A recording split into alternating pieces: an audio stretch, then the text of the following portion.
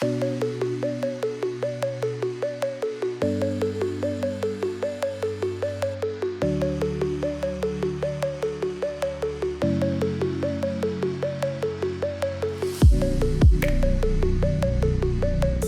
guys, this is Nick from Dirt King Fabrication, and today we're going to be talking about the benefits of running aftermarket control arms and shocks. Inside of our control arm lineup we have three different options. The first one's going to be our tubular ball joint, the next one's going to be our boxed uniball, and the third one's going to be our boxed uniball with Heims. The tubular arm with ball joint is constructed of 4130 chromoly.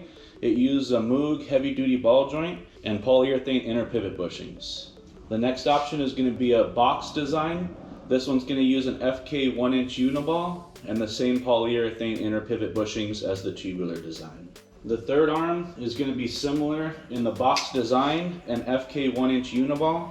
The difference on this one is it's also going to use an FK Heim joint for further adjustability.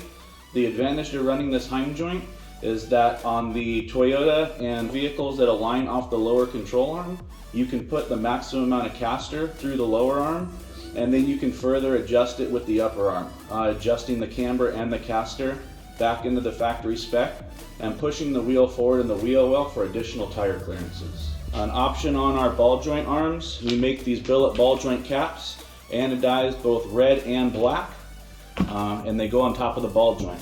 This ball joint arm is also greasable, so it does have a Zerk fitting on top of the ball joint, as well as all the arms are going to have the Zerk fittings on the bottom of the bushing as well.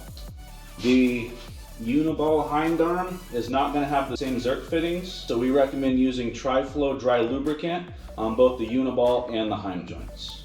Whenever lifting a vehicle, we do recommend upgrading the upper control arms.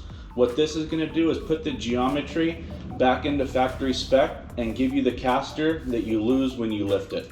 If you look at any of our control arms on either the ball joint or the uniball version, if you look at the ball joint or uniball cup, you'll see a kick design at the end, and basically what this is going to do is relieve your angle that's at the end of the joint and then put it back into factory geometry. The advantage of running the tubular ball joint arm is serviceability. This uses a Moog heavy duty ball joint, and it can be purchased at any auto parts store. It's also a high angle ball joint, so it's going to give you the same performance as either one of our boxed control arms. When using our control arms, we recommend pairing it with a set of aftermarket shocks, and this we prefer the lineup from Fox Shocks. They're going to have shocks that suit almost any budget, starting out at their 2.0 snap ring version.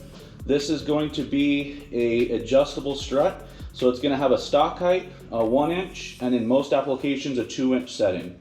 This is going to use your factory spring and top hat and allow you to level the vehicle. This can be paired with our ball joint control arm and be a very budget-friendly setup. The ball joint is going to be the most user-friendly and maintenance-free, requiring only greasing of the ball joint and the bushings. The next set would be the Fox 2.5s. This is going to be a full adjustable coilover. So it is going to be a 2.5-inch diameter body that's threaded for adjustable height from 0 to 3 inches of lift. This is also going to feature their external reservoir with the DSC adjusters. The DSC is going to be their dual speed compression, so it's going to allow you to adjust both the high speed and the low speed compression independently for the ultimate off-road capability.